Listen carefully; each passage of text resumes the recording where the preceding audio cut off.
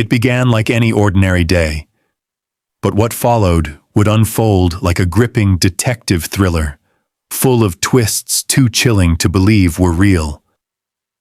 A girl vanished without a trace, and for 15 long years, there were no answers. When the truth finally emerged, it stunned everyone and ignited a wave of outrage. Jessica DeShawn was born on May 2, 1982, in the quiet rural town of Shepherdsville, Kentucky. The kind of place where everyone knew each other, where farming was a way of life, and where families stuck together. Jessica was the eldest of 3 children. With 2 younger brothers she often helped raise while her parents worked. That responsibility made her wise beyond her years. Her parents trusted her deeply, and she never gave them a reason not to. By age 15, Jessica was working part-time at a local restaurant, determined to save for her dream car, a red Pontiac. With persistence and discipline, she made that dream come true. Despite juggling work, Jessica was an excellent student with plans to attend college and become an accountant. By the fall of 1999, she was entering her senior year. She had a boyfriend, good grades, and a future full of promise. Friday, September 10th, 1999. Jessica's day began like any other. Her parents left early for work while she was still asleep. Her younger brothers caught the school bus. Jessica was supposed to drive herself to school shortly afterward, but she never made it.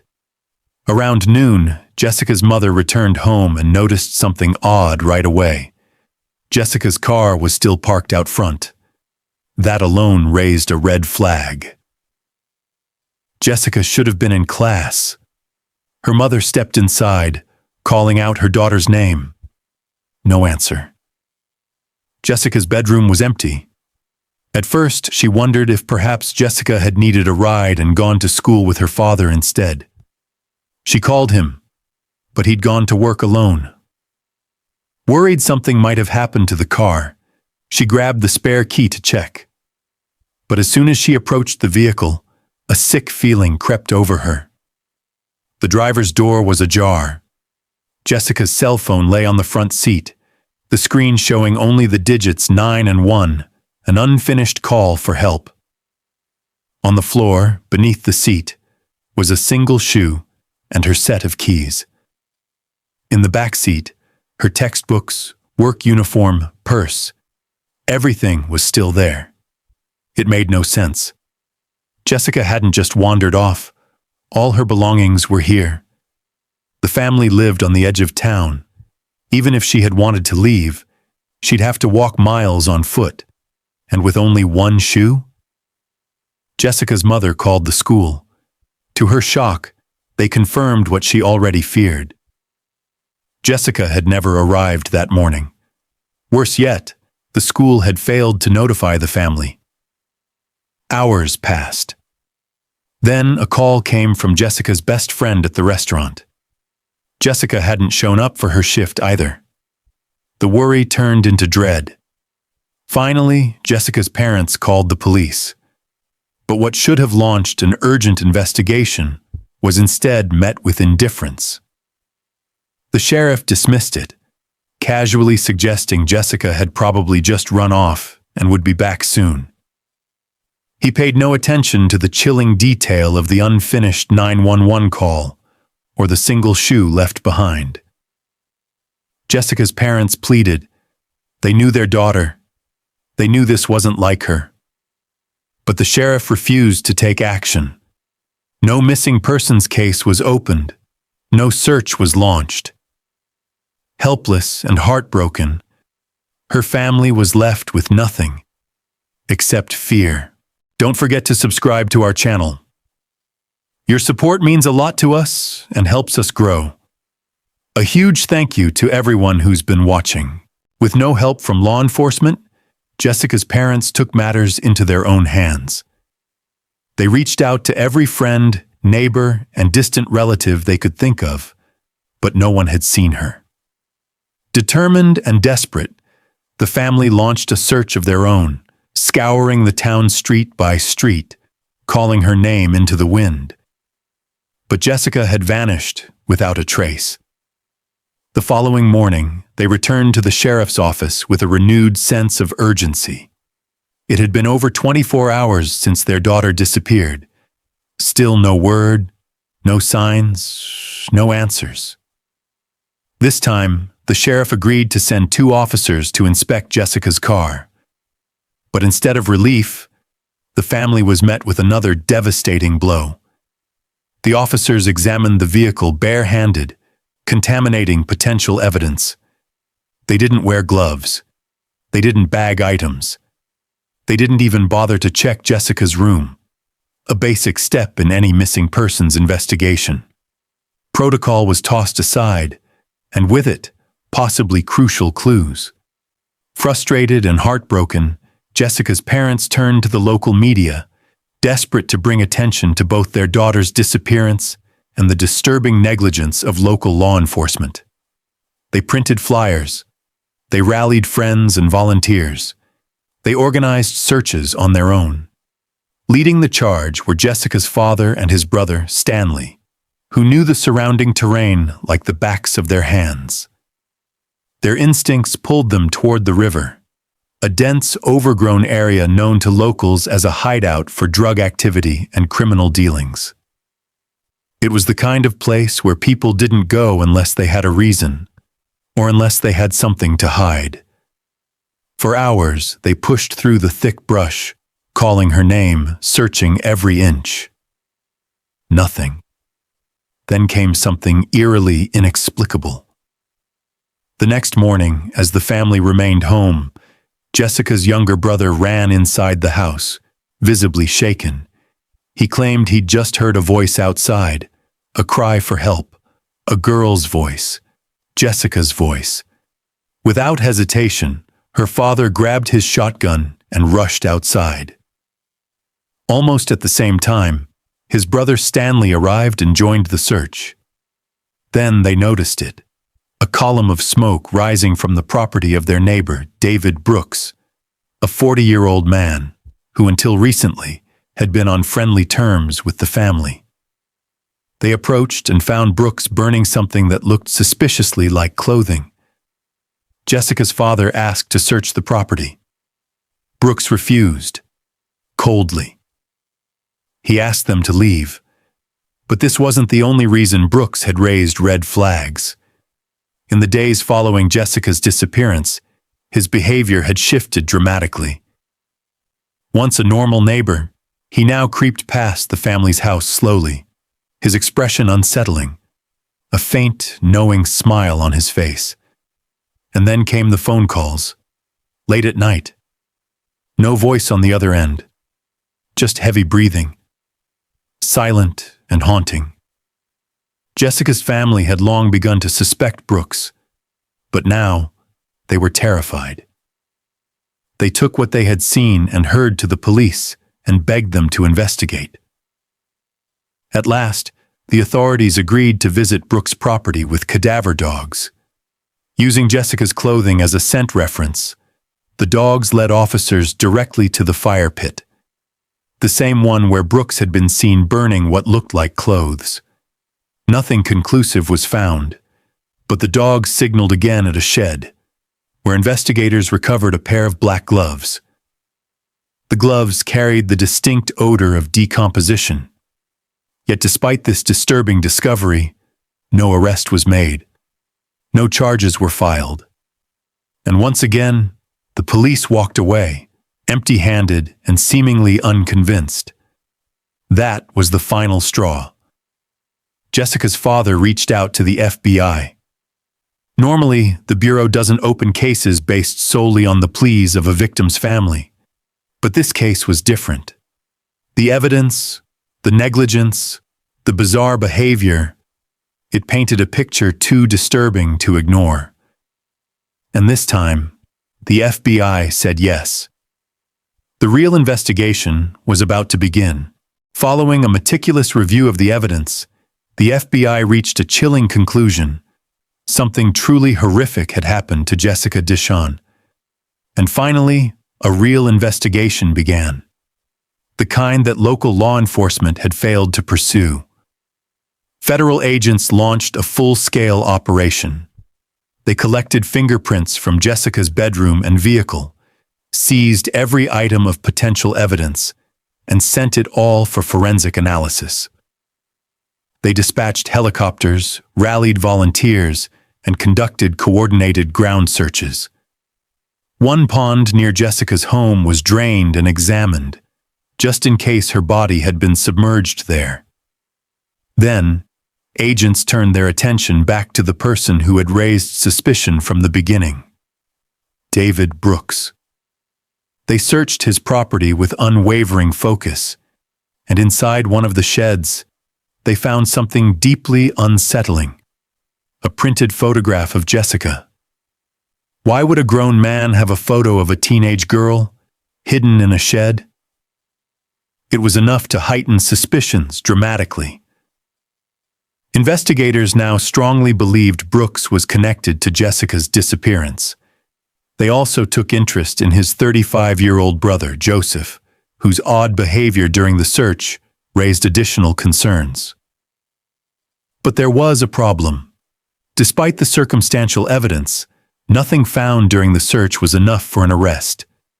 So the FBI kept digging, confident that Jessica was no longer alive, and determined to find where she was. Then, on September 27th, 17 days after Jessica had vanished, a breakthrough.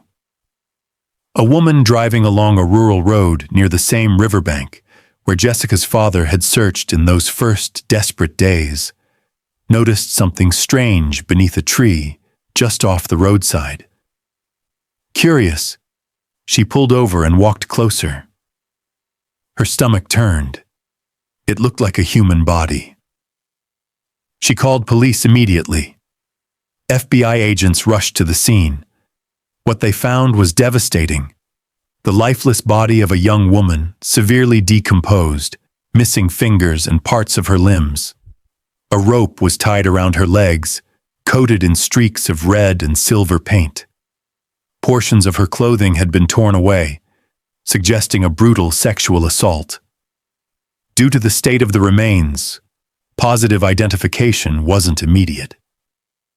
An officer went to Jessica's family and asked them to help. Her father was too broken to look. Her mother agreed. At first, she couldn't be certain. But then, on the body's skin, she saw something small but unmistakable. A butterfly tattoo, matching Jessica's perfectly, in the same place her daughter had chosen to get it. It was Jessica. Medical examiners confirmed the identity and the horror of what had been done to her. She had died by strangulation. Her body bore numerous bruises, and the removal of her fingers and limbs had occurred after death. But even that wasn't the most heartbreaking discovery. Experts determined that Jessica had been kept alive for approximately 3 days after her disappearance. She had endured. She had suffered. And in those crucial hours, when her family begged for help and police shrugged it off, she might still have been saved. With Jessica's remains finally found, the FBI intensified their pressure on David Brooks. During the original interview, Brooks had claimed he saw Jessica near her home the morning she disappeared. But now, he changed his story. This time, he insisted he hadn't seen her at all that day. He claimed he'd been home, in bed with his wife. But when agents interviewed his wife, she told a different story entirely. And with that contradiction, the wall of lies finally began to crack. The FBI pressed on with their interrogation of David Brooks, inching closer to the truth. During questioning, agents posed a hypothetical. What would you do if we found your fingerprints on Jessica's body? Brooks's response was chilling. I'd have to confess to everything, he said. There was no such evidence at the time, but the mere fact that he said it sent alarm bells ringing. Soon after, Brooks failed a polygraph test, and that was enough for the FBI to act. He was arrested and preparations for trial began. But there was a looming problem. The case against him was thin. Despite Brooks's suspicious behavior, disturbing statements, and proximity to the crime scene, there was no solid physical evidence tying him to the murder. Everything the investigators had was circumstantial. Still, detectives kept digging. As they revisited old evidence, one detail resurfaced. During an earlier search of Brooks's car, they had discovered a rope, nearly identical to the one used to bind Jessica's legs. But like much of the case, it led nowhere. No DNA, no prints. Just another haunting coincidence in a chain of frustrating clues.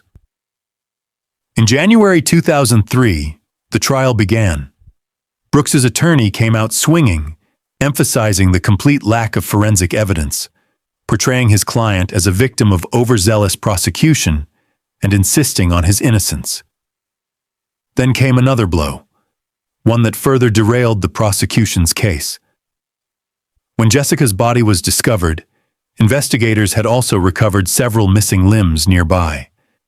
They placed the remains in labeled containers marked clearly, "Store in refrigerator." But the local police, through sheer negligence, left the boxes at room temperature. The remains decomposed beyond usability, destroying any chance of extracting crucial DNA evidence. What could have been the case's smoking gun was now gone forever. One by one, the remaining pieces of evidence were dismissed as weak and inconclusive. In the end, the jury couldn't reach a unanimous verdict.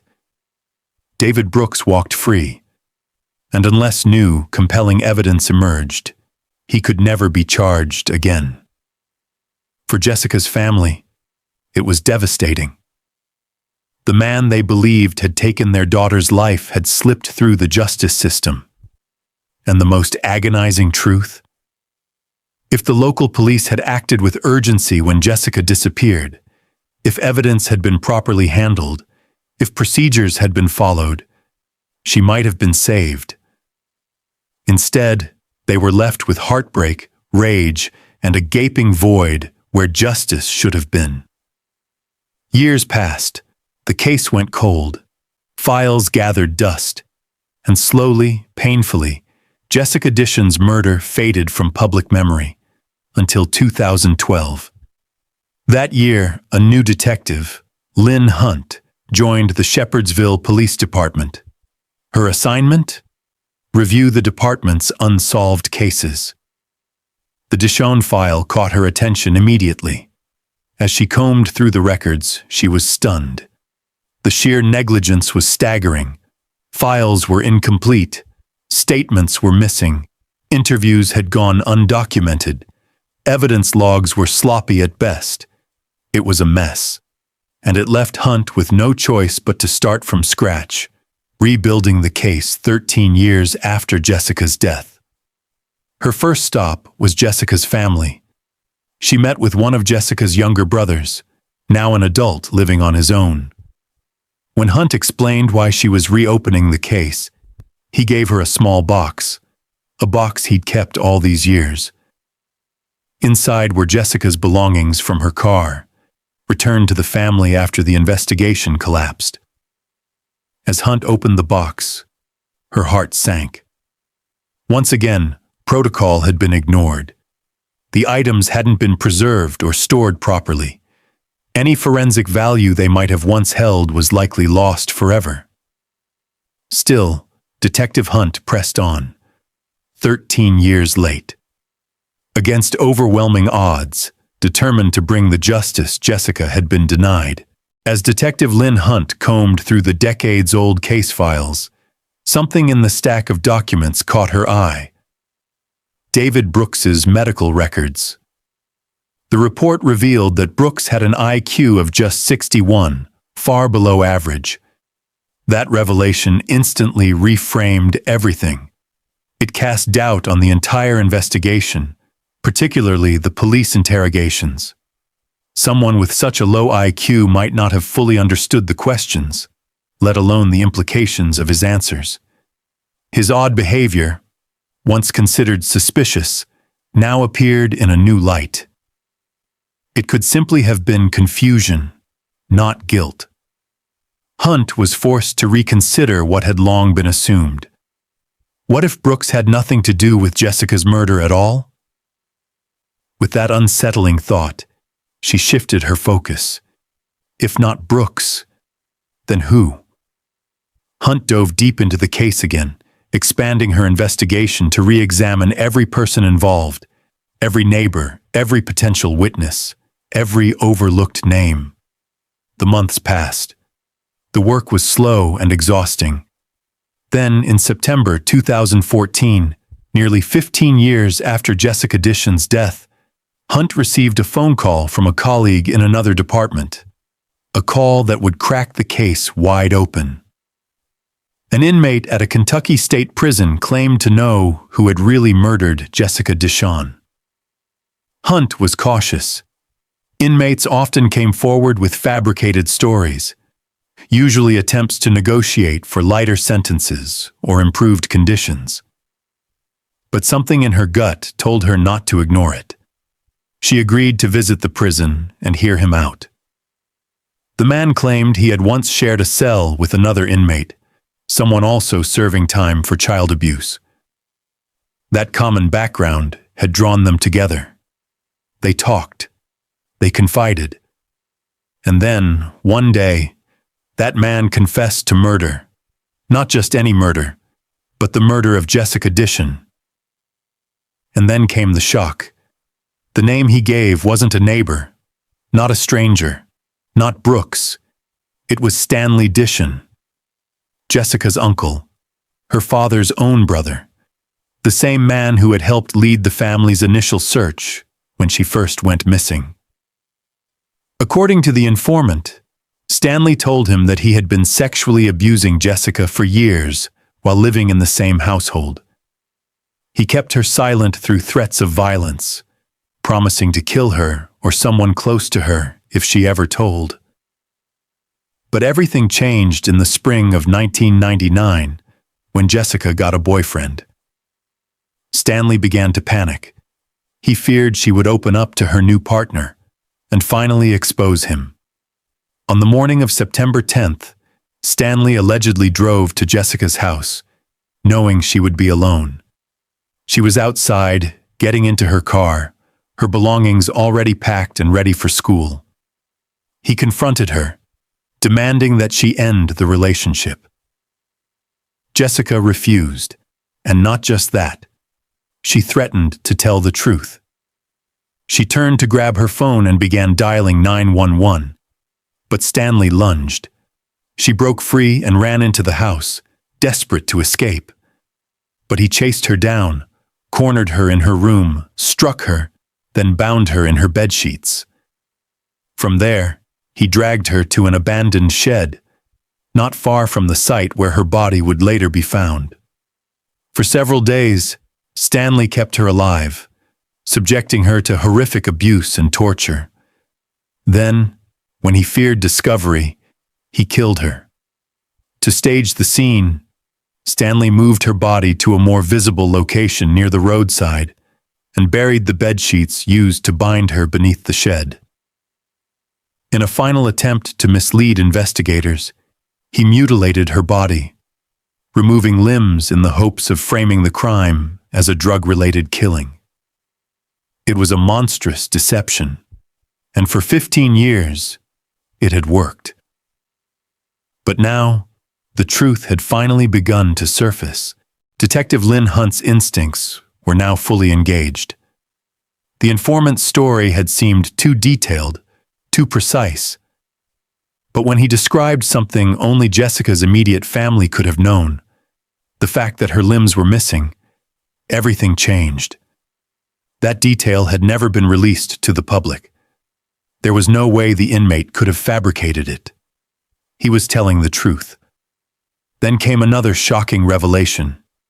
The informant claimed that Stanley Dishon had buried one of Jessica's shoes beneath a broken tree near the shed where she was held. Hunt knew she had to verify it, but with the local police department understaffed and stretched thin, no one could join her in the search.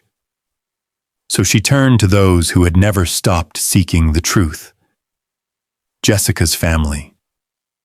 She contacted her brother and a few other relatives, asking them to help without revealing the full weight of what she had discovered. Hunt made the difficult decision not to tell them that their own uncle was now the prime suspect, not until she had something concrete to back it up. The search began under a cold, relentless rain. They dug in every location matching the informant's description. Hours passed. Mud clung to their boots. The sky darkened. They found nothing. But the next day, Hunt returned, this time with Jessica's brother. As they drove, he pointed to an old abandoned barn along the roadside. Something about it stood out. They decided to stop and check. Inside the barn, they began to dig once more. This time, they struck gold. Beneath the soil, they unearthed a buried bedsheet. Hunt's hands trembled as she examined it. She brought the evidence straight to Jessica's childhood home, a place where time had stood still. Jessica's room was untouched, preserved exactly as it had been the day she vanished. There, Hunt confirmed what she had feared. The sheet matched Jessica's bedding perfectly. It shared the same pattern, and one sheet was missing from the bed. This wasn't just a clue, it was proof. Within hours, Stanley Dishon was arrested. During questioning, he didn't confess, but his demeanor spoke volumes. His hands shook. His words were hollow. He was visibly rattled, and the room knew it. He was officially charged with the murder of Jessica Dishon. For Jessica's father, the news was almost too much to bear. His own brother, the man who had stood beside him in the days following Jessica's disappearance, had been her killer. At first he refused to believe it. Denial shielded him. But over time the horrific truth broke through. He later remembered something that now chilled him to the bone. In the early days of the search, it was Stanley who suggested checking near the river. But just as they reached the area, not far from the barn where Jessica had been hidden, Stanley suddenly said he felt ill and needed to leave. He offered to drive his brother home. It was a cruel deception, designed to steer them away from Jessica's location, when she might still have been alive. As preparations for trial began, Detective Hunt kept digging, this time into Stanley's past. She already knew he had served time for sexually assaulting another girl in the family. But what she found next painted a picture even darker than she imagined. Multiple women, all related to Stanley, came forward. One by one, they told Hunt the same story. He had sexually abused them as children. Each account followed a similar pattern. Stanley would claim he had nowhere to stay and would ask to live with relatives temporarily. Once inside their homes, and once alone with the young girls, he committed his crimes, using threats and fear to keep them silent. As the testimonies stacked up, it became horrifyingly clear. Stanley Dishon had been preying on family members for nearly 30 years. Jessica hadn't been his only victim. She had simply been the one who had dared to fight back, and she paid for it with her life. Share your thoughts on this story in the comment section. And don't forget to hit the like button and subscribe if you enjoyed this video. Thank you for watching. Despite everything she had uncovered, Detective Lynn Hunt knew one hard truth. Securing a conviction for Jessica Dishon's murder would be incredibly difficult. There were no fingerprints, no DNA, no direct physical evidence tying Stanley Dishon to the crime. Only a disturbing trail of circumstantial clues, informant testimonies, and years of institutional failure. Still, Hunt refused to give up.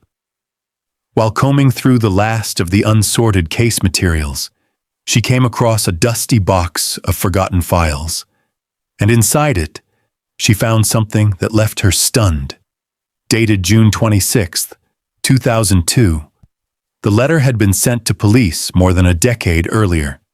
It was from another informant, telling the exact same story Hunt had heard in 2014 from the Kentucky prison inmate. In the summer of 2002, Stanley had already been serving time for sexually assaulting an underage relative. While incarcerated, he confessed to his cellmate, who, as it turned out, was a police informant, that he had murdered Jessica Dishon. The letter contained detailed, gruesome descriptions of what Stanley had done to his niece. And what had the police done? Nothing. They ignored it.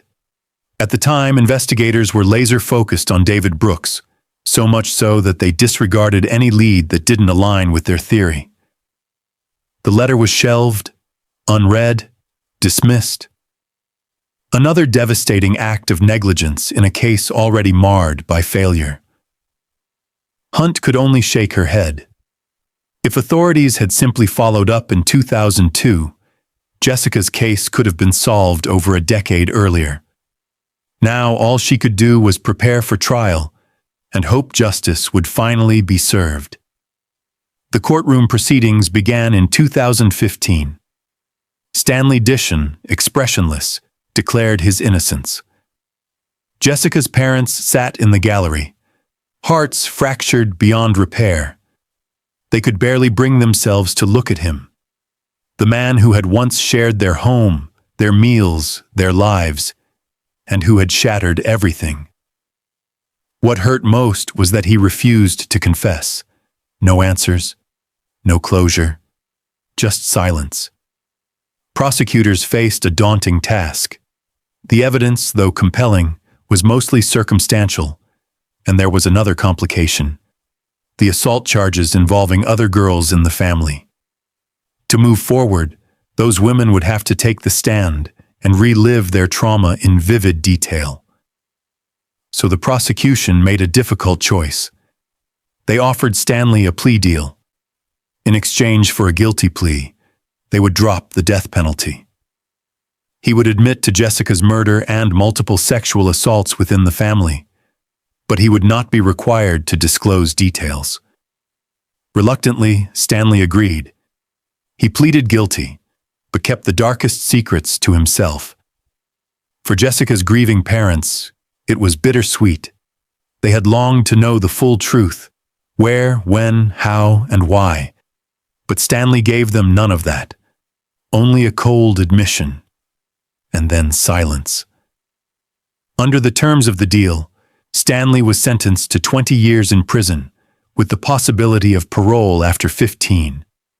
At 56 years old, that meant he could walk free by the age of 71. Outside the courthouse, Jessica's father made a chilling vow. "If my brother doesn't die in prison, I'll be waiting for him." In 2019, Stanley gave his first interview. He now claimed he didn't kill Jessica, insisting he'd been at work that morning. But after 2 decades, his alibi was impossible to verify. And when asked how 2 unrelated prison informants had told identical stories, including details never made public, Stanley had no answer. Meanwhile, questions still lingered around David Brooks. Though cleared of the murder, detectives believed he might have played a minor role, perhaps unknowingly. Brooks and Stanley knew each other. Given Brooks's extremely low IQ, he may not have grasped the full scope of what was happening. It's possible he burned Jessica's clothes, unaware of their significance. Perhaps he was handed the gloves that cadaver dogs later detected. Some speculated Stanley may have even planted Jessica's photo in Brooks's shed to frame him, but the truth will likely never be known. David Brooks passed away in 2021 from heart complications. And then there was that moment, the 3rd day after Jessica vanished, when her little brother ran into the house, claiming he heard a girl's voice calling for help. Was it Jessica? We may never know. At that time, Stanley was nearby. Right after the cry was heard, he pulled into the driveway, seemingly by coincidence. Could Jessica have been in his car, unconscious or gagged, hidden just out of sight? It's a chilling possibility, but after all these years, no one can say for certain. Perhaps it was imagination. Perhaps it was someone else. Or perhaps, tragically, Jessica was still alive. So close to home, just beyond reach.